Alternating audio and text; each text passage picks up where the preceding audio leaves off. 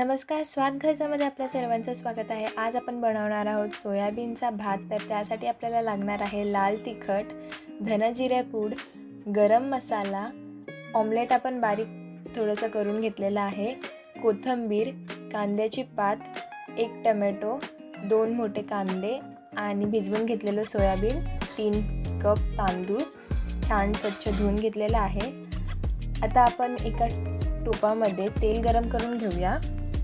तेल गरम झालं की यामध्ये आपण कांदा घालूया. कांदा छान परतून घ्यायचा तेलामध्ये. कांदा छान परतून झाला की यामध्ये आपण आता टोमॅटो घालून परत सर्व परतून घेऊया. बघा, कांदा आणि टोमॅटो छान परतून झालेला आहे. आता ह्यामध्ये 1 टेबलस्पून अद्रक लसूणची पेस्ट घालूया. आणि कधी अद्रक लसूण नीट भाजलं जात नाही, त्याच्यामुळे त्याचा एक स्मेल राहतो, म्हणून तेलामध्ये छान अद्रक लसूण परतून घ्यायचं. आता ह्यामध्ये आपण 1 टेबलस्पून गरम मसाला घालूया. 1 टेबलस्पून लाल तिखट घालूया. 1 छोटा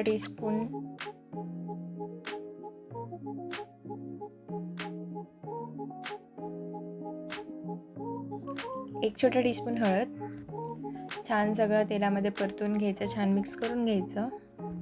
सगळे मसाले आणि कांदा टोमॅटो आपण जे सगळं टाकलेलं ते छान सगळं परतून झालं की ह्यामध्ये आता आपण भिजवलेले सोयाबीन जे आहेत ते घालूया आणि मसाल्यामध्ये मिक्स करून घेऊया. सोयाबीन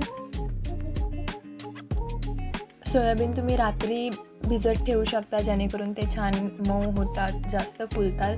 आणि जर तुम्हाला लगेच हवं असेल तर तुम्ही सोयाबीन गरम पाण्यामध्ये भिजत घालून ठेवू शकता, साधारण 2 ते 3 तास. यामध्ये आता आपण चवीनुसार मीठ घालूया.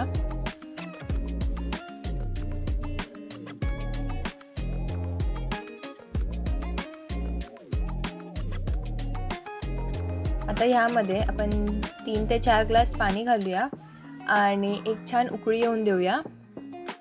उकळी आलेली आहे. यामध्ये आता आपण तांदूळ घालूया. आता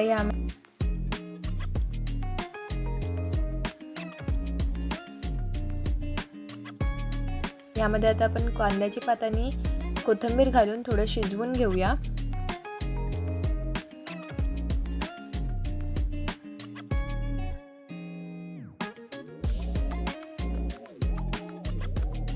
भात थोडासा शिजलेला आहे, तुम्ही बघा ह्याच्यातलं पाणी पण आटलेलं आहे. आपण अंडं जे फ्राय केलेलं ह्याच्यात घालूया आणि साधारण 5 ते 10 मिनटं भाताला परत एकदा शिजायला ठेवूया.